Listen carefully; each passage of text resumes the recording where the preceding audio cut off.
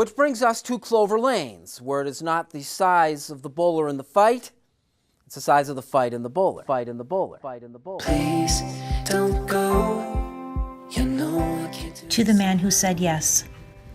We have been waiting for the day when we could express to you just how grateful we are for your unselfish act of your marrow donation. You have made it possible for our son to have a second chance at life, and for this you will always have a special place in our hearts. In February of 2015, we noticed unexplained bruising on his legs. Within hours, we were told that he was not producing platelets, and soon thereafter, through a biopsy, we were told that he was not making red or white cells either. And then the words we had never heard before: aplastic anemia. Since this blood condition is so rare, affecting 2 out of a million, we had no idea what this meant. And so we proceeded with ATG, a 5-day course of immunosuppressant therapy, followed by a daily routine of medications for the next 6 months.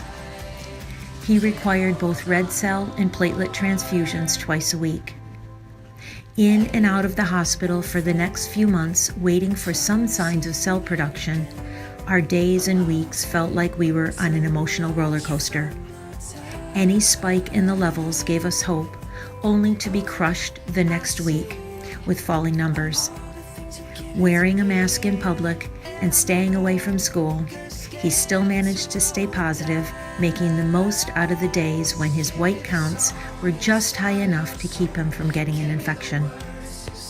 By the end of August, with no significant sign that the marrow could produce enough cells, we made a decision to move ahead with a bone marrow transplant.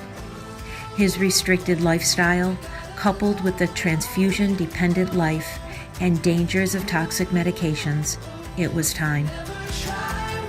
And the search for the best match began. Elated, relieved, and scared at the same time, we had faith that our match, our doctor chose, would be the right one. And so it was. On December 29th, you would bring hope and life to our son and our family. For the next 6 weeks, we prepared the best we could for all that would come in the next year. The conditioning treatment consisted of 4 days of chemotherapy and 1 round of radiation, both of which he handled quite well, experiencing little side effects. On December 29th at 3 p.m., a huge bag of cells arrived. The nurses said it was one of the biggest they'd ever seen. This was great news. Our son had the biggest smile on his face. We were crying as we watched the blood flow from the bag straight into his port. A truly unbelievable sight. Renewed life pumping into our little guy. Yay! Cameron? We were all so thrilled, just being told that this abundant marrow would mean more cells to graft and the possibility of quicker recovery. You cannot imagine how we felt. The doctors being happy meant we were happy. The next few weeks were a waiting game with virtually no side effects. You were magic. On January 25th, he was considered engrafted and we were allowed to come home. Oh, how I've learned so much from my time.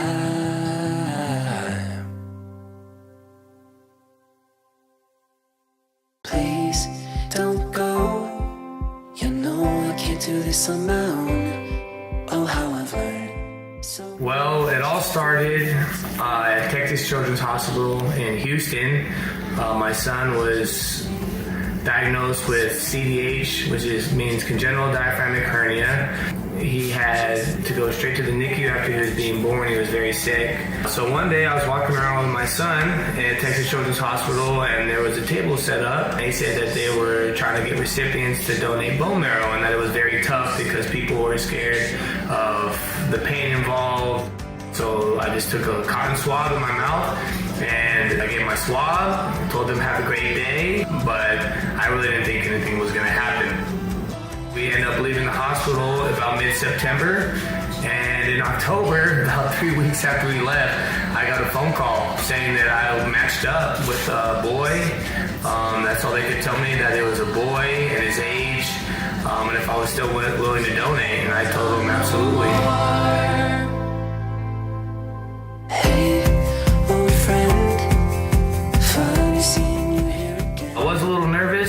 before, but I knew in the long run what I was doing was gonna help out somebody, and I knew that what I was feeling was minuscule compared to what they were going through. So I met my advisor there, and she kind of explained to me more what was going to happen. My doctor was going to come in, we're going to discuss a few things, and then I was going to get started with my procedure. And man, it happened so fast. I got changed in my scrubs. I was laying down on a bed. The anesthesia doctor came in, and then I woke up. Was it painful? Did it hurt? They gave me some pain medication, but it didn't hurt at all.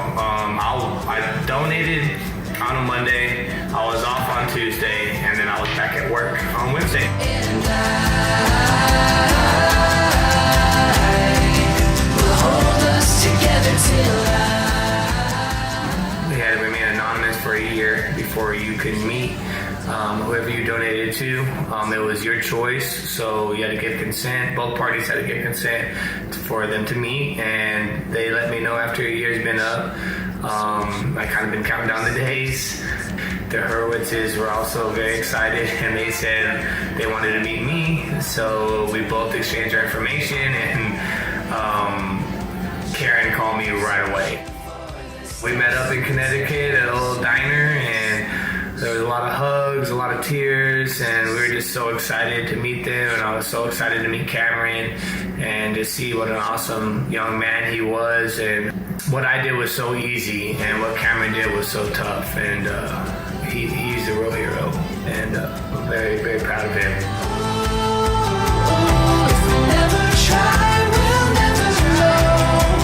And There's no words, it's remarkable, and I will have another family and friends and a brother for the rest of my life, and we will talk to each other for the rest of our lives. So it's just an amazing feeling, and I'm just very, very thankful and grateful that I was there and had the opportunity to be there for Cameron. please don't go. You know. Life at home hasn't been too awfully bad. We knew that this phase would be isolating, but he has managed to stay upbeat. Bi-weekly blood draws and checkups with the doctors have given us great encouragement. We are protecting him at all costs and taking all of the precautions very seriously. He has not needed a transfusion since we've been home. We take walks daily, and he exercises and lifts weights to regain his strength for the day he can bowl again. Today is day 85, and so far so good. Each day we wake up and pray that the day will be as good as the last. You have given us something we will never be able to repay you for. There are no words to describe our sincere gratitude for your gift. He now has your blood type and marrow that will allow him to thrive. You are our hero.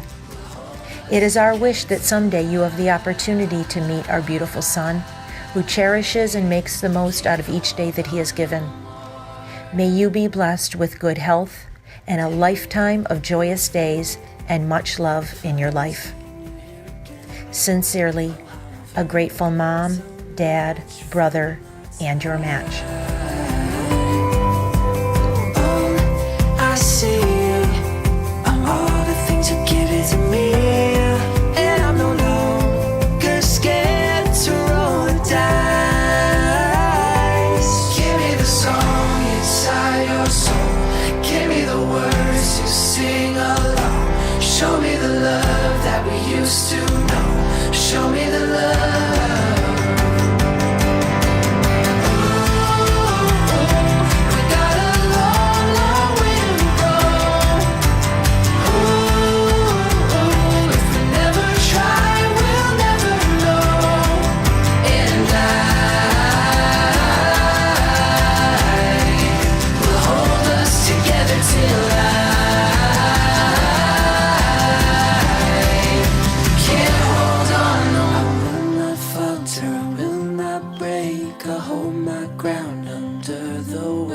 I will not waver, I will not shake. I'm searching